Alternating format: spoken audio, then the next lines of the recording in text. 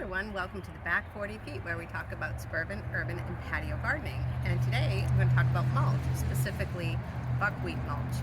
I've done a previous video talking about different types of mulch and how they're beneficial to keep the weeds down so you don't have to weed as often. And it also acts as a really good blanket for your plants so that they're going to have less extremes of heat and cold. So it insulates your plants. It also helps to keep the water in so that they'll have less extremes with dryness, and it will be more water efficient for you. So the buckwheat mulch looks like this. You can see how lightweight it is. This is pH neutral, so I'm going to use it for my vegetable garden. It will decompose, and this is completely organic, so it stays with the organic gardening. And what I also like about it is that at the end of the season, it'll just get turned into the soil to add a little bit more material to it. But being lightweight, let's take and just pour a bunch in there, and even if it got on my plants, it's not going to damage plants like a heavy mulch, such as bark mulch. And then I could just spread it around because it's super lightweight. Ideally, mulch should be about 2 inches thick for maximum effectiveness. You can see here that the soaker hose I have down is underneath the mulch, and that's okay. It's still going to go into the soil. If anything, it's going to reduce the amount of evaporation that's there.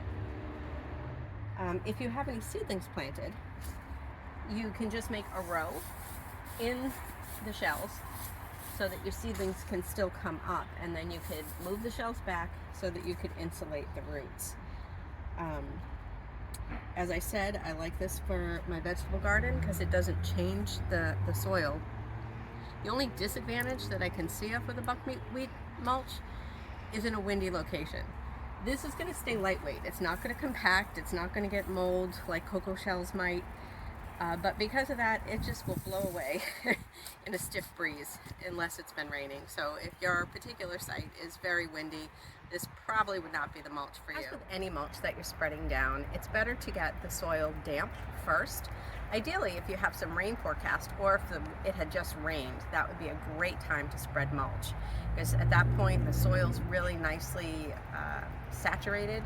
You can put the mulch on top, or if it rains immediately afterwards, you've now done a nice soak to the mulch to get it established.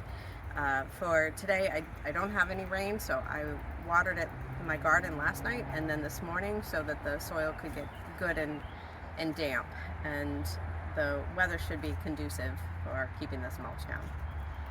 So buckwheat shells come from a byproduct of buckwheat, so it's really not made just for mulch. It's as an extra, so you're kind of saving a little bit of effort to the planet. It could be hard to find, so don't be discouraged. Look around for it. It is worth the find, and a little bit goes a long way. You can also put this in your pots or your window boxes. It doesn't have to just be in the dirt in your garden.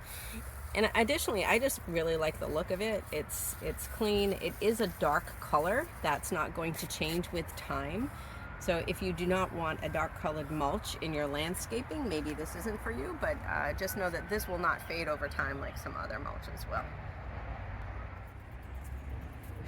So anytime you mulch, ideally you should weed first, because anything that's already established underneath the mulch is now protected. That's what you're trying to do with protecting your plants. So this mulch is really lightweight, and any seedlings can still get up. So here I've put it in a potted plant and a planter. And definitely consider the planters. These are the ones that are most at risk for water problems in the extreme heat. So we've all had that problem that we've shown up and seen our wilted plants. This can help protect it. But here you can see I have some seedlings coming, and these will still be able to push through this very, very lightweight mulch, so that I don't have to worry about that. Any seeds that happen after that, like any droppings from birds that could turn into weeds, aren't going to establish themselves in here. There's really nothing for their roots to hold. So that's how this particular mulch is really helpful in preventing further weed buildup. Thank you for watching.